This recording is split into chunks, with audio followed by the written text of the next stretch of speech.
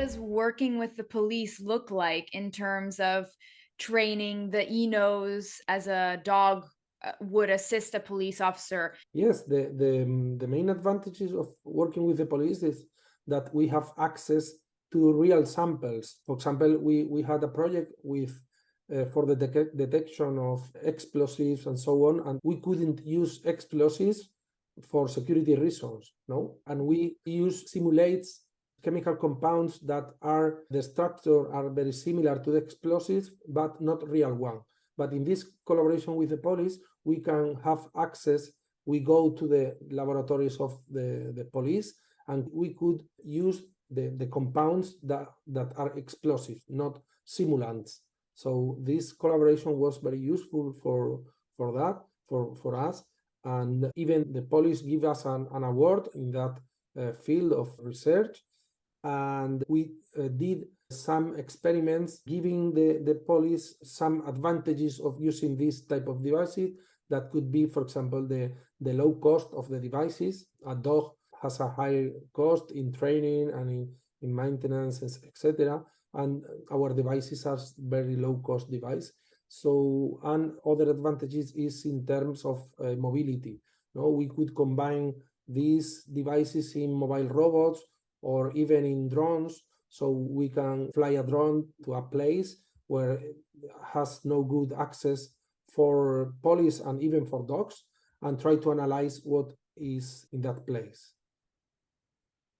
And are there places where these e-noses are already in use? Is it common to use the e-nose with the police, for example? Is it an international thing, or is this kind of sacred in your area of the world or in your area of research? I'm sure it's not, but just to ask.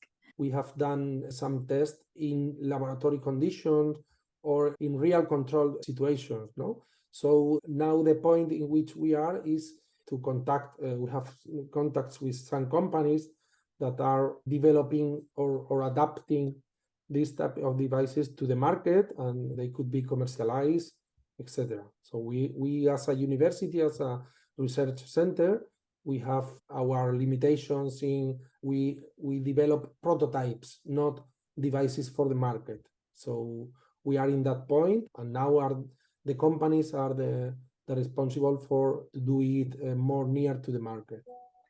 Yeah, I understand that completely, because we have the same thing with Odoropa, where these things that we're researching are so interesting for the regular society, you could say, but then because we're a research project, we have our certain outcomes, but also like the tools serve a certain purpose or can be used in a certain way. And so I completely understand that then your research can't necessarily be commercialized, right? So you have to find, or I guess somehow it has to make it out into the commercial world, because it seems like a really interesting topic. Yeah, but it is just the same that, for example, the computer vision, it is started, or the autonomous vehicles, no, that all they started in a research project, and after that, the knowledge is transferred to one or several companies that do it better and try to solve the problems in the real world, try to compensate, say, these effects, and to bring these devices to the market. No? So it is a normal procedure. But I think for the use in the medical industry or the medical field, it would be really, really interesting and really rewarding to have a device that could tell you what disease you have or be able to communicate that so easily, like what you were saying earlier. I hope that it comes out at some point. I think there's also an e-nose for this purpose in Amsterdam at the Vrije University. I don't know if you've heard of it before. Yeah. So, but it is just the same. For example, some weeks ago, I bought a new smartphone, and you have to fill the data because the smartphone with the smartwatch can monitor your heart rate. So if you have a problem, the mobile phone automatically calls or send a message to your mother, your contact person, and sends the location and send the problem that the smartphone is detecting. So perhaps in a near future, the device also could detect when you are talking with your phone, it can detect a biomarker and perhaps give an alert to the doctor or to a familiar or something like that.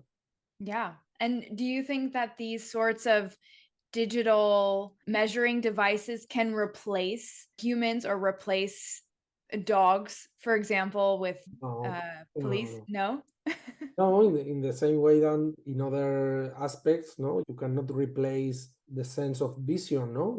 The digital assistants are good for repetitive actions or to monitor, but it is impossible to replace. And in this case, in the case of olfaction, we have to take into account that, for example, a dog has, I think that there are 200 million olfactory cells, and we have 20 million, and the electronic nose that we are developing right now have 20-30 sensors.